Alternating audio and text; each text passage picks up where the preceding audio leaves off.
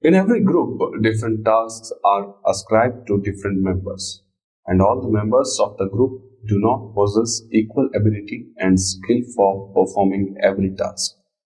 The various tasks are distributed among them according to individual ability.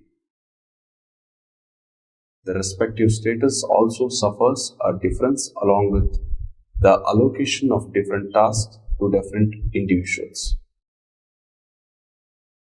If you see a group of children playing, you will discover among them a leader while the others are his followers. Sometimes there are several leaders within the same group of whom one formulates the plan of campaign while the others puts it into action. The rest of the gang perform executive duties and assist the leader. It needs hardly be made clear that the person who makes the plans must be intelligent. The boy who leads its active implementation must be the most powerful from point of view of physical strength. One supplies the brain and another the brawn. Comparable to group of boys, one finds many group of human individuals in human society, and in these groups, some are leaders while rest of the group is composed of followers. In the Indian villages, there are leaders in different castes. In addition to them, there are some leaders who lead the entire village. In the political sphere, the word leader is so current that the ordinary usage to word implies a political leader. Hence, whenever any individual takes to clothes of pure khadi and wears Gandhi cap, some people are inclined to call him leader without any reason other than his dress. Similarly, men who take much interest in affairs of people of their own community are called leader. Leaders may be seen everywhere because they are everywhere in demand, and they can also be seen distinct everywhere because they are evidently different from everyone else. Leaders discover their own place or make a place for themselves and then begin leading the others. Leaders are also chosen by other people who then become their followers. Importance of the study of leadership. From the viewpoint of social psychology and sociology, the scientific study of phenomenon of leadership is very important and has much to recommend it because in this democratic age, progress is directly proportional to efficiency and capability of the leader. To be truthful, the first problem that stares any nation in its face is how to create capable leaders. From the above description, it is evident that there are many aspects of leadership in scientific study. All these aspects should be studied individually and in detail. What is leadership? Before entering upon the detailed study and discussion of it, it is necessary I determine what leadership is. As usual, different scholars have defined it differently, each according to his own propensity. An investigation into these definitions will make the nature of leadership clear. Some important definitions. The following. 1. W.G.H. Sprott. Anyone who acts as a model to others is often called a leader. According to this definition, leadership is attributed of that person who is an ideal for the other members of the group. Evidently, only a wrestler be the leader of a group of wrestlers, while only a person acquainted with political techniques and means can lead a group of politicians. In both circumstances, the term leader is used only for that individual who guides others or who is the ideal of others. It is only because he is the ideal that the other members of the group follow him naturally, and it is due to this that he wields so much influence upon the other members. The followers of the leader acquiesce to the wishes of the leader. They want to apply his teachings in their lives. They are even prepared to lay down their lives at his wish. According to Freud, the leader becomes the ego ideal of the followers. Lapierre and Fran wrote, leadership is a behavior that affects the behavior of other people more than their behavior affects that of the leader.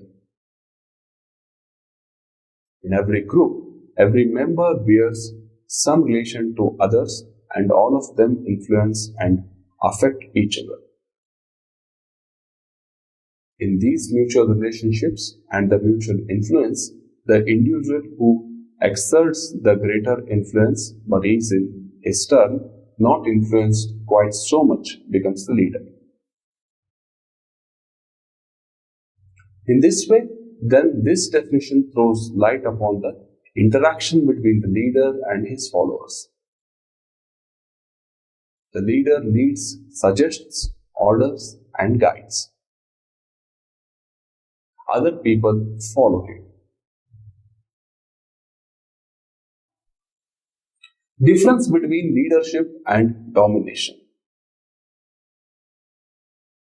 It is clearly evident from this mutual interaction that leadership and domination are not synonymous terms.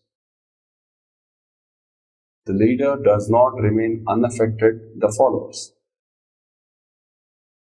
He is also affected by them just as they are influenced by him, though not in the same degree. From the psychological viewpoint, the behavior the leader towards his followers is tinged with element of dominance, whereas the behavior of the followers as addressed to their leader shows the predominance of elements of dedication and surrender. But one rarely comes across the cases in which the behavior of the leader is exclusively dominating while the follower completely surrenders himself. In this way, what is most and invariably noticeable in the interaction between the leader and the follower is that the behavior of the leader influences the conduct of the follower more than does the latter influence that of the leader. Leadership can be seen anywhere where there is a such conjunction between domination and self-surrender. It is not necessary for this that the leader always direct the follower along the right path. A leader is always a leader whether he directs the follower along the right path or along the wrong one, and so long as he remains a leader, the followers have no choice but to follow him. In their masterly treatise, Society, McLevel and Page write, by leadership we mean the capacity to persuade or to direct man that comes from personal qualities apart from office. This definition indicates the difference between leadership and office. An individual does not become a leader merely by occupying an office which carries responsibility. It is a matter of secondary importance that his important office is of assistance to him in his endeavor to become a leader. Actually, leadership depends upon the individual qualities of the person and not the office that he holds. For this reason, it is seen that sometimes nobody is inclined to pay attention to utterings of the constitutionally elected leader while they are all ears for some other person. In the political sphere, the politician cannot hope to hold his post if he is lacking in the personal qualities of leadership. And as to what these personal qualities of leadership are will be investigated further on. Putting it briefly, leader is that individual in the group who performs special tasks, makes suggestions, orders and shows the way, who appears before the others as the ideal, who is respected by all others and whose suggestions and orders are implemented. Leadership is the term which denotes the behavior of functions of this leader. In this way, the leader affects the individuals in such a way that they surrender themselves and follow his dictates. The process of domination or dictatorship differs from that of leadership. In his book, Leadership or Domination, Piggott writes, leadership is a process of control in which, by the assumption of superiority, a person or a group regulates the activities of others for purposes of his own choosing. Nature of leadership. The nature of leadership is expressed and clarified by the various definitions given to it. An investigation into the status and the function of the leader within the group will be conducive to a better understanding of nature of leadership. In this connection, it would be keeping with the context of study to differentiate between leader and an officiating individual or between a leader and the senior official. Status and functions of a leader within the group. The leader occupies a special place within the group and bears some specific relation to his followers. The important facts in this connection are as follows. 1. Leader is the ideal of the followers. As has been stated earlier, only till person assumes the status of leader in any group who is the ideal of the ICR constituents, and he retains his leadership only as long as the people continue to look upon him as the ideal. 2. Leader is a respected and revered person. In order that he may be the ideal of the people of the group, it is essential that the leader be a person who commands respect and reverence. Generally, the leader is as respected and revered as he is great. 3. Leader is shown regard.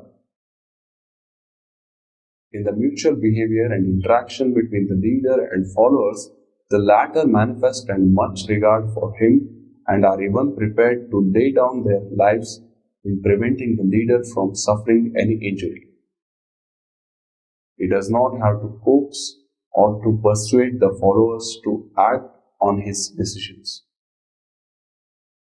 His word is law to them. This show of regard also has the effect of encouraging the leader, and his constant reminder to him of his duty awards those who have placed so much trust on him. 4. The leader's order is a command. Just as the child cannot disregard lie order of the parent, the followers in a group cannot disregard the orders of the leader. 5. Leader and the followers influence each other.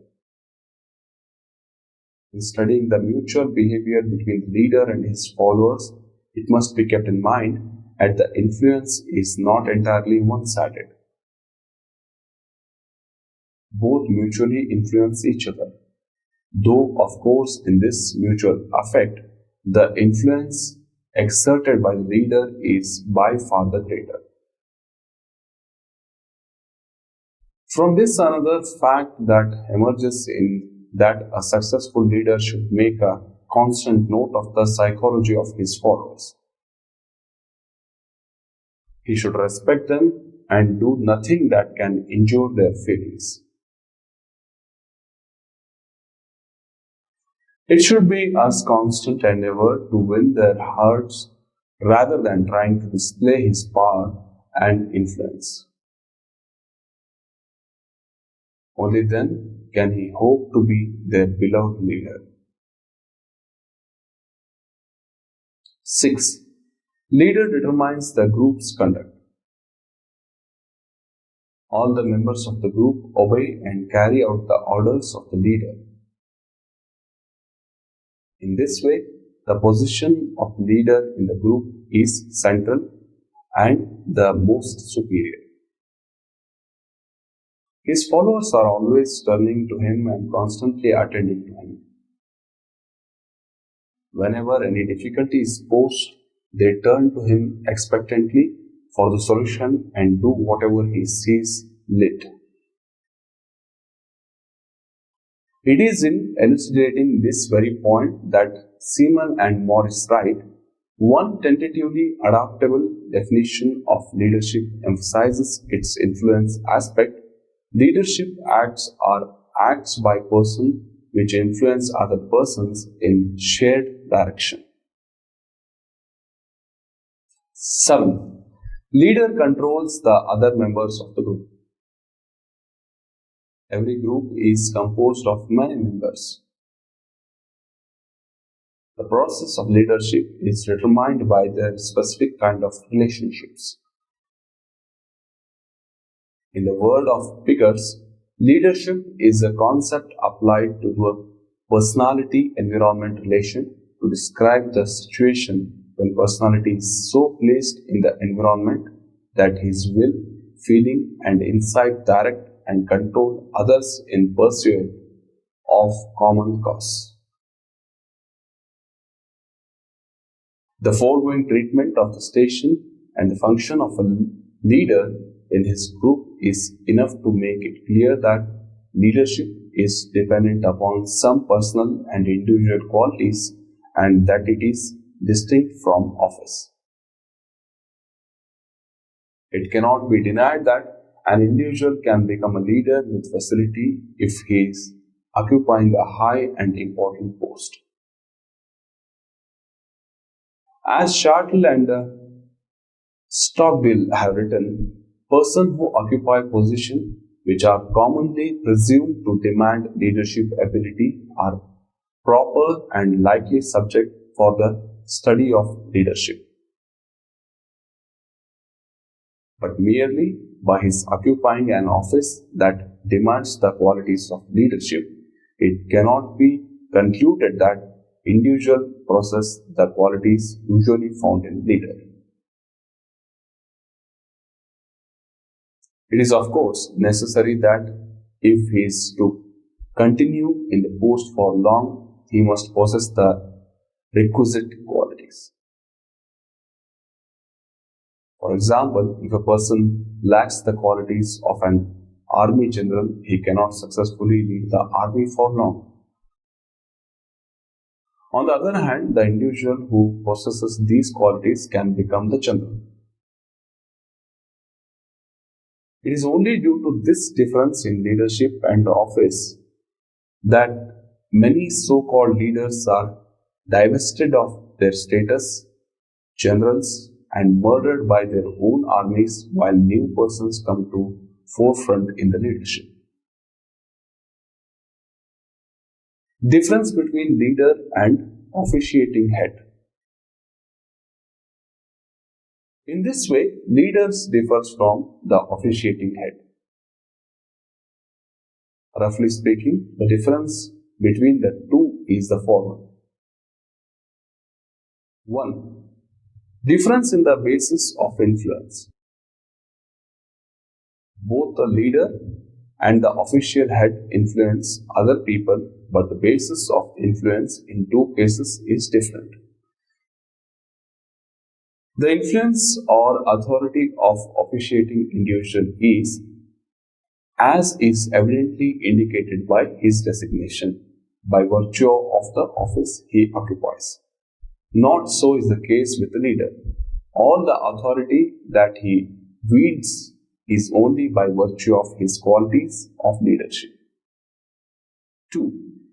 Difference in the basis of authority. The leader, no less than the officiating head, wields authority, but this authority is obtained by two through different media. The officiating head retains his authority by appointing individuals of his party at main and important centers and implementing his plans through them. On the other hand, the leader maintains his benevolent and loving authority over the constituents of his group by winning their hearts. 3.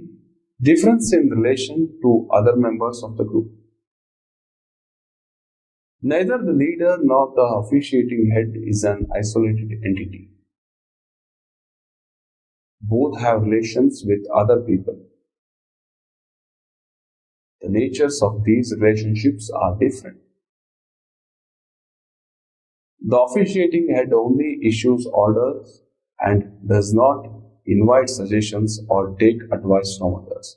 The successful leader, on the other hand, is suitably influenced by the views of other members of the group and is actively aware of them. 4. Difference of social distance. The social distance between the officiating head and his subordinates is considerable, due to which they go in awe of him. Not so is the leader. Despite the aspect and reverence he is accustomed and entitled to demand, he mixes with his subordinates and does not maintain any social distance between them and himself. The officiating head tries to maintain his social distance, while the leader tries to annihilate it if it does not exist. 5. Difference in the control of the group. Both the leader and officiating head perform tasks of controlling other individuals, but the nature of this control differs. The control exercised by officiating head is generally of dominating nature, whereas the leader of the group seeks to control his subordinates by demanding cooperation of them.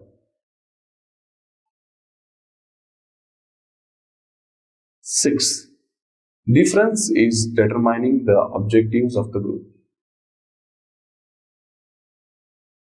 It falls to the lot of the leaders as well as the officiating head to formulate the objectives of his respective group, but whereas the officiating head does not solicit the advice of even those to be affected by them, the leader decides upon only such objectives that have the implicit sanction of his group. These are likely to be treated by members of the group as the objectives near to their own hearts. Conclusion. Dear students, from the above discussion, it is only too apparent that there is appreciable difference between authority and leadership. Authority possesses the element of domination. The authoritative individual also resorts to power in order to have his notions accepted. To authority is further conjoined self-exhibition. People are afraid of dominance and authority. Leadership, on the other hand, does not exhibit any of these qualities. Although the leader is dominant figure, he does not assert his authority. The successful leader does not employ force and has no need to. The public is not afraid of him but shows love and respect for him. The leader also behaves lovingly and benevolently towards his subordinates. He looks more to his duties than to his rights. He presents an ideal to the public. Thus, it is clear that leaders should not run after authority. In doing it, the qualities of leadership suffer, and sometimes in greed for authority, they even lose their leadership. In the political field, incidents are not at all uncommon in which a leader is seen forsaking authority in order to maintain his leadership.